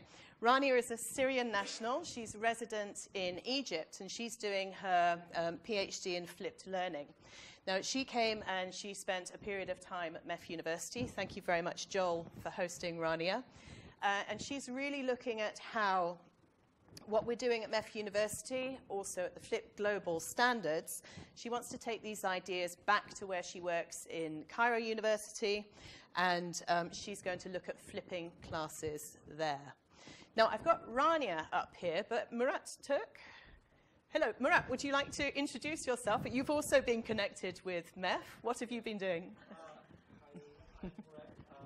I'm a Fulbright scholar at the University of Oklahoma, and I'm also a PhD student there. And one of my research interest areas is flip learning, especially within the English as a foreign language context. Exactly. So welcome back again, Murat. It's great to see you here. And also, can I ask our group from Albania? Microphone. Okay. Could we have a... Now they know I'm going to call on them. Just down here, please. Joel, could you grab the mic? Okay, thank you. Would you introduce yourselves, please? And can you say why you were interested in coming to MEF today? Okay. My name is Edita Nicola. And we come from the Lincoln Center of Albania. We teach English as a second language. Flipped learning is quite a new idea for Albania. So we were quite interested in getting more information and how to apply it. Okay. Thank you so much for coming along. Thank you for having us. You flew in yesterday to be here. Thank you very much. Now, I'd also like to talk about the CEPE projects that we're involved in. Again, Mohammed touched upon this a little bit. This is a big project. It involves 9 universities from Finland, Sweden, Netherlands, China, Russia, Turkey. I think we've got us all there.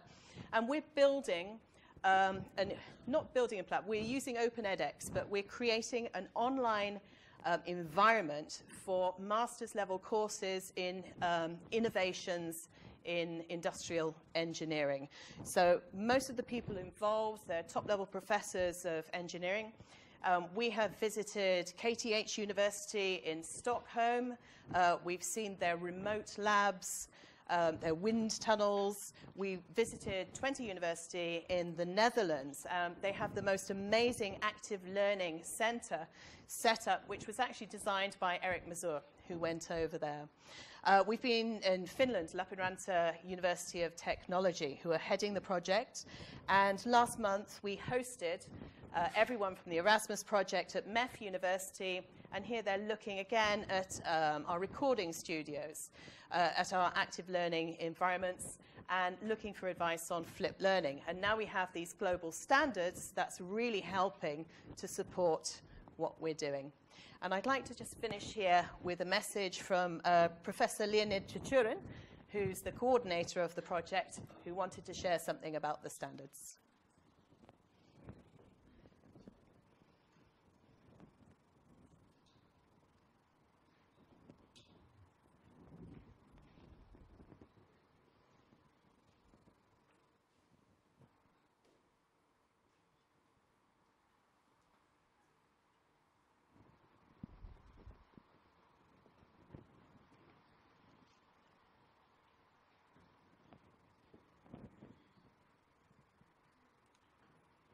And that's the end of my presentation. Thank you very much.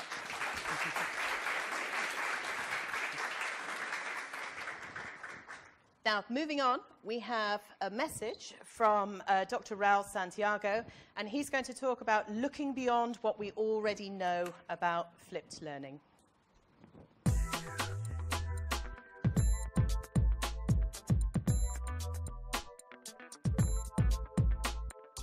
Hello, my name is Raul Santiago. I am a professor at the University of La Rioja in Spain and one of the ALAS co-chairs. It's a great pleasure to be here with all of you sharing knowledge, experience about the flipped learning model and about the standards. Well, after this short presentation, I am quickly going to look beyond what we already know about flipped learning.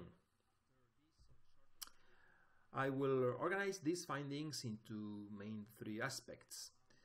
On one hand, IT infrastructure and digital literacy. Second, individual and group space, mastery, and finally, evidence and research. These 3 aspects will be supported by the global standard which had been identified. Here on the left, we can see the IT infrastructure, identify general standards, and now we can present recent research in which we can analyze the digital competence of more than 6,000 teachers. And with this information in our hands, we have asked 100 expert flip teachers to identify which are the most 12 important ones to flip our classes.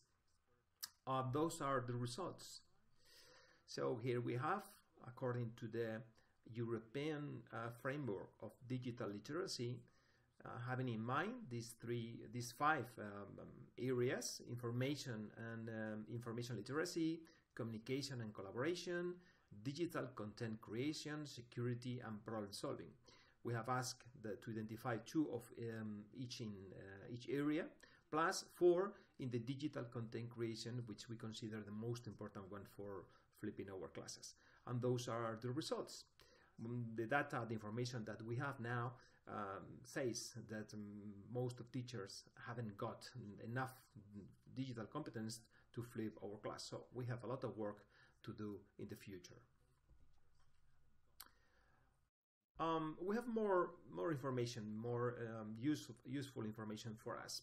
We have asked in some of the questionnaires that we are running all over the world about the technology used for flipping videos. And as you can see in this graphic, there are 2 main technologies, which are screencasting, which these wonderful tools we have on our hands, and also presentation to video.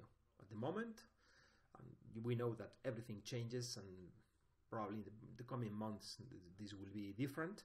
So we have these 2 tools for making videos, having also in mind that many teachers use different tools like interactive text or podcasting.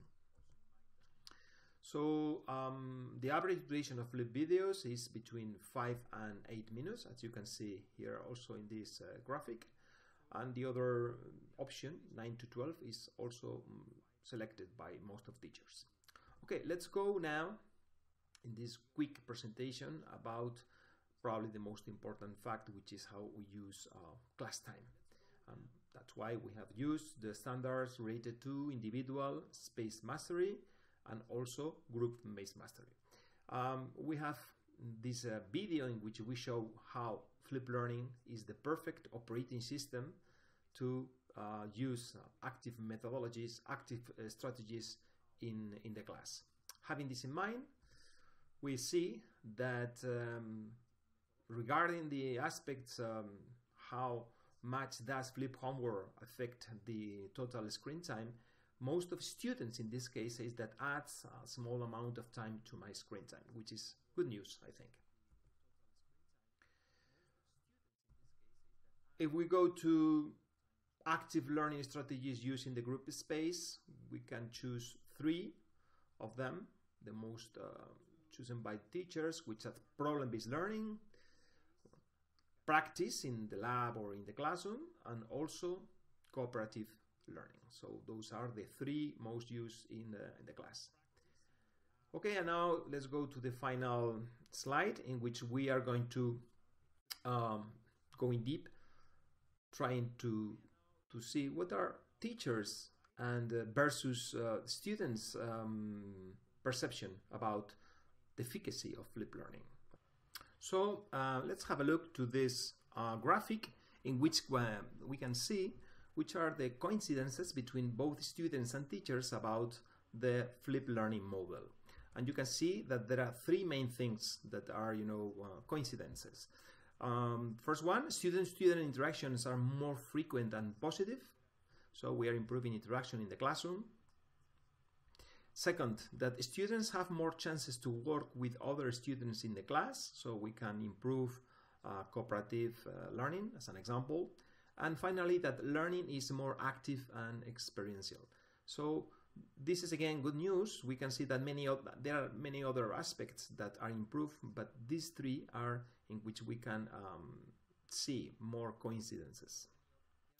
To finish this presentation, I would like to show you this tag cloud in which we ask our students to write their own words defining flip learning. And it's funny to see that there are interesting words like videos, on pace, learn, working class, and they define very well from a student's perspective what flip learning model is.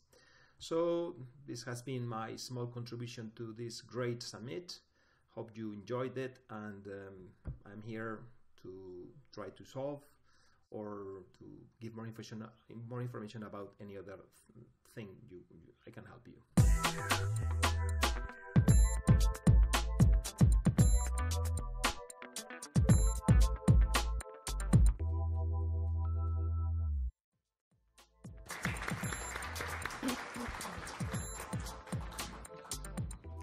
Thank you to Dr. Raul Santiago. So looking beyond what we already know. Okay, now I have a message from Dr. Gwo-Jen Hwang, and he's going to talk about localizing the global standards for specific countries and cultures.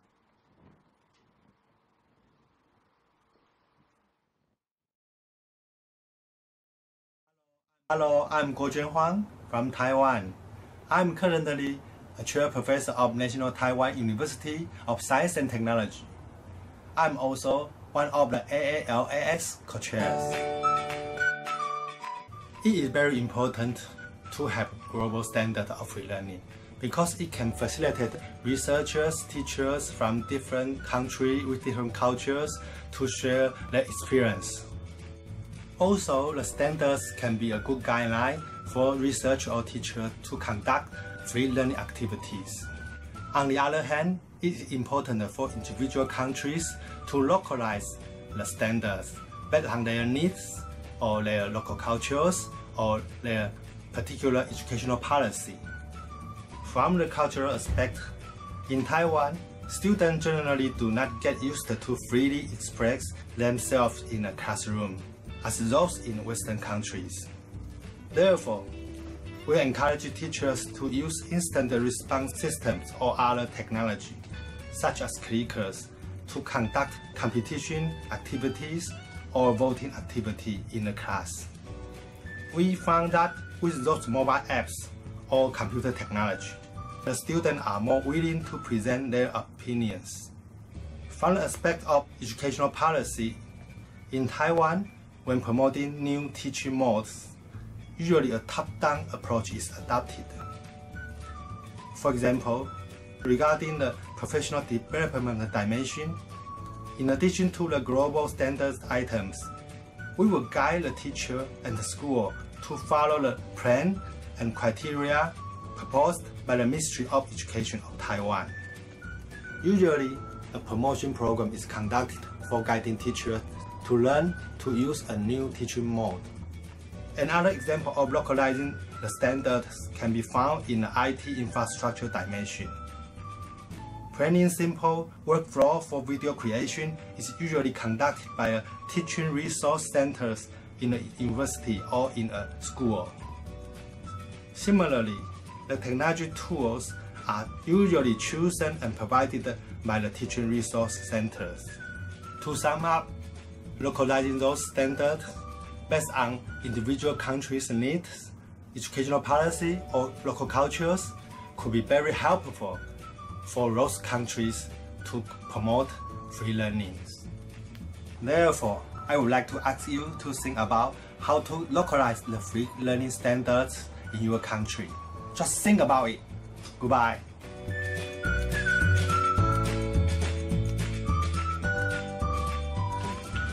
So that was Gwo-Jen talking about the importance of localizing these global flip standards to your local cultures where you are. I'd like to say thank you very much to all of you, to Jon, to Errol, to Mohammed, to Raul, Robyn, Eric, and Gwo-Jen for their contributions today. And I'd like to open the stage up, or the audience up, for questions. Jon, if I could invite you back to the stage. Are there any questions at all that you would like to ask? We'll just get the microphone down.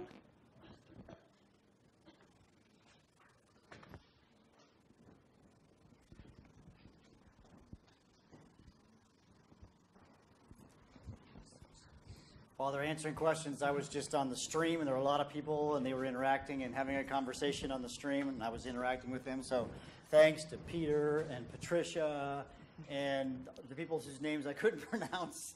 You were saying some great things on the streaming part of the site. Yes, sir. Yes, thank you very much for this wonderful launch. I haven't seen in the element table something that explains the role of the instructor. Perhaps it was difficult to, we didn't have it in advance. So in any case, the question is, how does this orchestration, what kind of role, how does the role of the instructor change? Yeah, one of the standards is, I think it's LF, and it stands for Lecturer-to-Facilitator. So the whole role of the teacher changes. I really believe that the role of the teacher, it's not me talking. This is the 100 people who are saying that the role of a teacher needs to change from the deliverer of content to the facilitator of knowledge. I mean, again, a lot of it, we have used Bloom's taxonomy. The value of a teacher isn't knowledge dissemination anymore. It's apply, analyze, evaluate, create. And that's clearly spelled out in the standards, yeah. But yeah, I think it's LF, thinking bottom right corner, if I recall.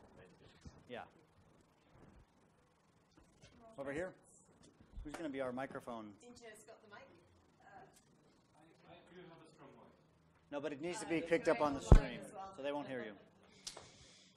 So why don't you stay in the middle and then play Vanna White? Thanks a lot. Yes. To all the presenters. My question is actually to you. Okay. You talked about K12, and I'm a bit disappointed to see that Turkey hasn't really taken up on this idea in K12 as much as I would have liked them to, after having listened to your talks. Are there any plans, future plans, to somehow spread the word, make this a more prominent idea in K12? Is there any chance there is an association that we could join, be part of? I have a lot of experience in K12 around the country, and I really feel that the things you talked about would make a huge difference in how things are done in K12, where sadly there's a bigger group of courageous people who can take on ideas like this. Unlike in universities, I think they're more open to change. So I would really like to know, what are the plans for K12? Are there any associations that we could join, be involved in to spread the word? Well, at our organization, the Flip Learning Global Initiative, you can join. I mean, we've got a social platform that you can be a part of, and we could create a group for Turkish educators, Turkish K-12 educators, Turkish higher education instructors, whatever it might be. One of our hopes, one of the reasons we're here, not just because MEF is the first flipped university, one of our hopes, and I know a lot of you represent Turkish K-12 education, that it could start today, here.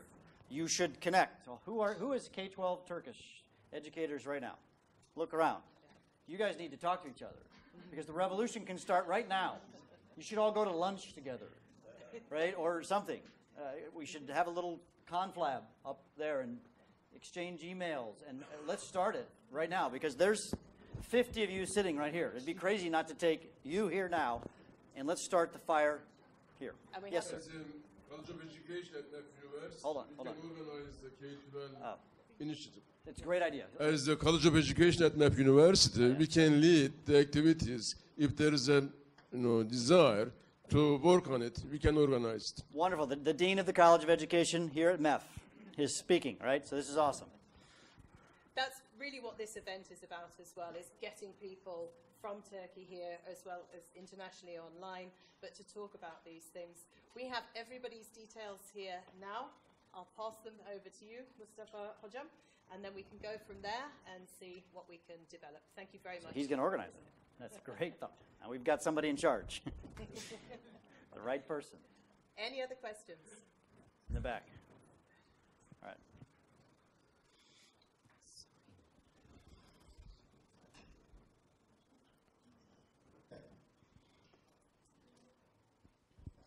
Hi everyone, my name is Volkan. I'm teaching biology at high school.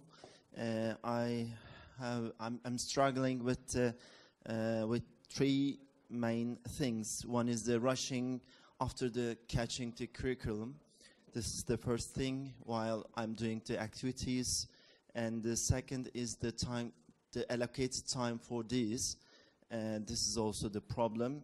And then the pupils which are less motivated on learning. There are three main problems to maybe the follow up these kind of things. What is your approach on it?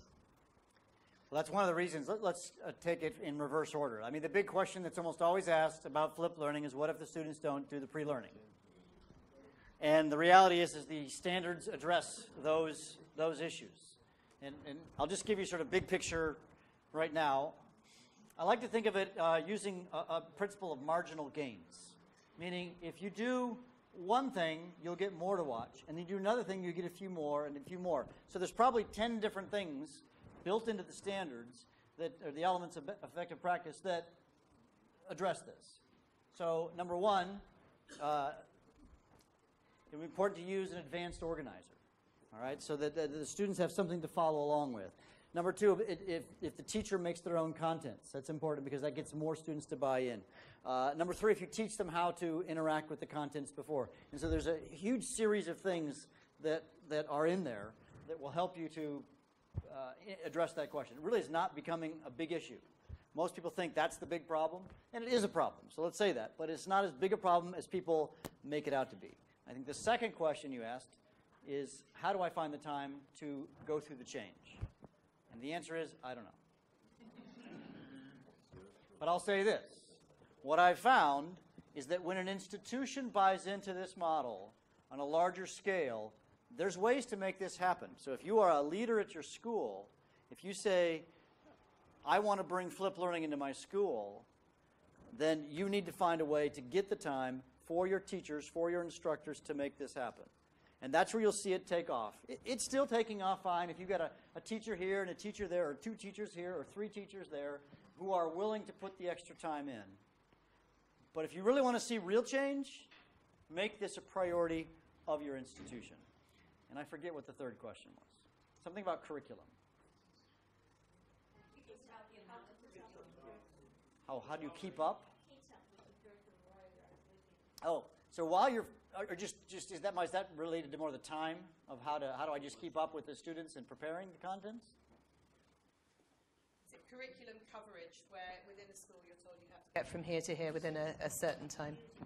Okay, so I think I understand the question is that in flipped learning you can get through more content because you're not spending up, your teachers are not spending time lecturing.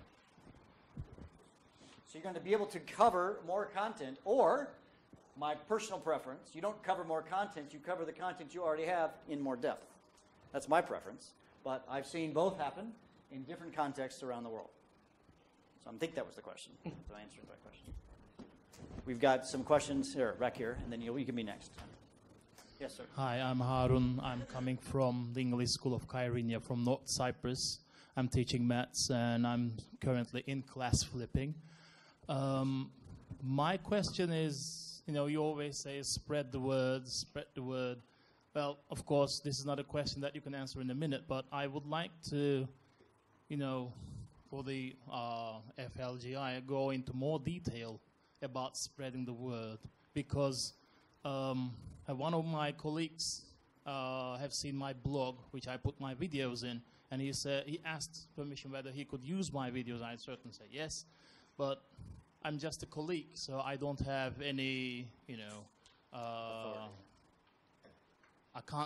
all I can do is encouraging my colleagues, and I'm really uncomfortable with that because I really would like to spread the word. So maybe there are some strategies that you would come up and help us. Thank you. Yeah. My first thought is I just came from the FlipCon Spain conference. I was sitting next to a young, actually he wasn't a young teacher, a seasoned teacher, he's probably in his 40s, and he said, John, I want to thank you. I said, for what? Last year you challenged me because I was flipping at my school alone and nobody else was flipping, and I asked you the question that you just asked me. And he said, what do I do? I said, you need to go back and flip your class the best that you can. So you make it an attractive way. He went and did that.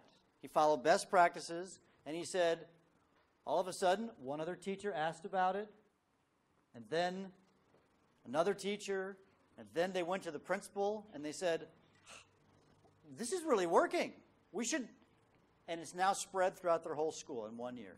So I don't know if that's really going to happen at your school, but that really is my best advice. I mean, I think ideally, if we're really going to do change, we've got to get buy-in from your principal, your headmaster, whatever. Because if they see this and they make it a priority, and then they see how this can work, the best change happens when it's bottom-up change, that's what you're doing, but also supported from the top. And that's where you get magic happening. If you've just got a few teachers trying, depending on your leadership, it may be very difficult. You are here. Yes, next.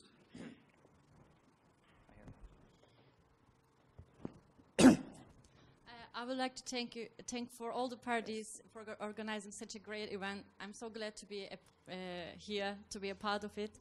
I just want to know more about your flipped learning certification trainings. As much as I know, it is flipped, as the name suggests. We have online lecture, and what about the face-to-face interaction? I want to learn more about it. Thank you.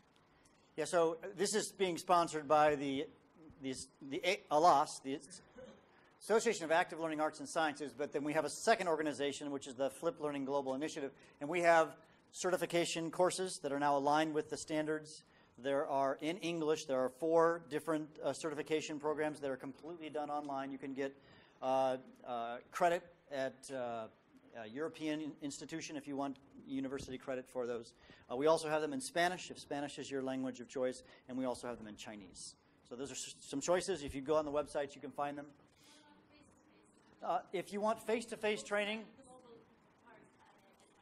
so our organization does do lots of face-to-face training. We have 30 international faculty members all over the world who can also do trainings. And oftentimes we've found the best way to train an institution up is that they do some of that pre-work, the certifications, which are completely online, follow that up with a face-to-face training, and that's where we see huge institutional change. So if you're interested, you can reach out to myself or Errol, who handles all of our that side of the game. And then there was someone further up here. Yes, right here. Actually, I'm not asking a question. I'm just as a teacher at a high school. I'm the department head of mathematics. So years ago, I tried a very simple app which is called Education. So I just would like to answer some of the questions here. I tried to flip some of my classes because the curriculum is very intense and you need more time. So that's why I did it, actually. It helps. So it's not just me screencasting and doing some videos. It was just using some online platforms like Google Documents or something like this to assign something to my students. And actually, because I have limited time to teach, I have like 40 students. I solved some questions with educations. And my motto is, when you do something, if you do it online, it does exist. So out of 40 students, and just in a week, I saw that thousands of students watched the video. I was so impressed and surprised, actually. And then, actually, within the schools, K12 schools, even if it's just you doing that, after that, you know, I am kind of good at this, and then your other colleague is good at that. So after a while, students learn how to find who is the best doing this and that. So they're just watching videos to learn. And as you said, instead of playing Fortnite or whatever, just wasting their lives, they do learn from the videos, from the online platforms. It's very good. Yeah. I really believe. I mean, what you're saying is the changing role of an instructor, of a teacher, is going to change. Students are going to go ahead. If my own daughter's attending university, and she told me, "Dad, I'm being ripped off by my university because I'm paying in U.S. dollars $40,000 a year. That's what it costs at her university to attend." And my teacher stands up there and drones on and on. But they're streaming his and recording his lectures. This is one particular professor she's talking about, Dad, I just play him at 1.5 speed and I don't go to class anymore. It's a waste of my time. I'm not going. And because he talks so slow, and it's a waste of my time, and he's not a very good teacher anyways. And so sometimes, I mean, she emailed me and said, I need a physics professor who I can get some better information on, because my physics professor isn't very good. And I said, here's a website. There's a great physics professor who's done flipped work. And she didn't even go to class. So she's paying thousands of dollars to go to a physics class, and she's learning from my friend who's a great physics flip teacher. It's like, if they made that an active place of learning, it could be magic. But no. Yeah. I'm sure some of you are frustrated too. Over here, sir. I think we should make this the last question. Okay. We're running a bit short of time. I'm a physics teacher and also I'm a project coordinator. I'm asked that, is there any application for small kids and primary or the other schools for your system? Of course. I've written an entire book on the subject of flipping elementary classrooms. And the biggest thing I would say is that the littlest students, you don't do what you call a traditional flip, you do an in-class flip. This is what you're doing, right? Where the students are going to, in stations, get the contents, maybe on a small iPad or some kind of a tablet, and they do station work. Because asking a 5-year-old student to go home and navigate to a website and go to Blackboard or whatever, not going to happen. So that's what we see, kind of more of a station work model for our youngest students. But I do see that when they move to about the 4th grade, 10 years old or so, 9 years old, somewhere in there, those students often are fine and ready for an in-class flip, assuming that your school has the technological resources, or the students at home have the appropriate technological resources. So yes, it works at the youngest levels. There's research now on, little ones up to graduate education. Over to you. Thank you very much. Now, thank you very much, Jon, for answering so many questions there. I'd like to invite Errol back up onto the stage now. Ready. Question, how many MEF professors or instructors are in the room? Could you raise your hand for me, please? 1, 2, 3, good. Could I ask you all to come forward? Could I ask you come forward, come forward, come forward? MEF, if you teach here at MEF. To the stage. Yes, to the stage. To the stage, please come. Please come, please come. On the stage, please come, yes. Please come. Had the wonderful opportunity to have dinner with the rector last night, and he shared some stories that he didn't share with you earlier today. And one of them was about all of the sleep that he lost when they began this program here. And it was a fascinating story because he was given the option, and the option was either change the instructional model to something else, a different name, because apparently flipped learning doesn't have a direct correlation in Turkish, or to maintain flipped learning. And he said that he went home and that he lost sleep, and he just didn't feel good about it, and he came back the next day and said, no, we're going to call it flipped learning, and if we don't call it flipped learning, I'm not doing this. And I thought as I listened to him, yeah, my kind of guy. Why? Because changing the world and making things happen require people just like this, and like all of the people here on this stage, the trailblazers. And that's why at the Academy of Active Learning Arts and Sciences, we created the International Flipped Learning Award. We now call it the Eric Mazur International Flipped Learning Award. And the reason for that is really simple. It takes so much courage and so much effort and so much willingness to take the hits and the beats when you go out there. And so we wanted to make sure that we recognize, we could have gone down to a local trophy shop maybe and picked up a piece of plastic or something like that. But this award is, we wanted something that would be comparable to the Oscar. Yes, and it just so happens that this is made out of the same material as an Oscar.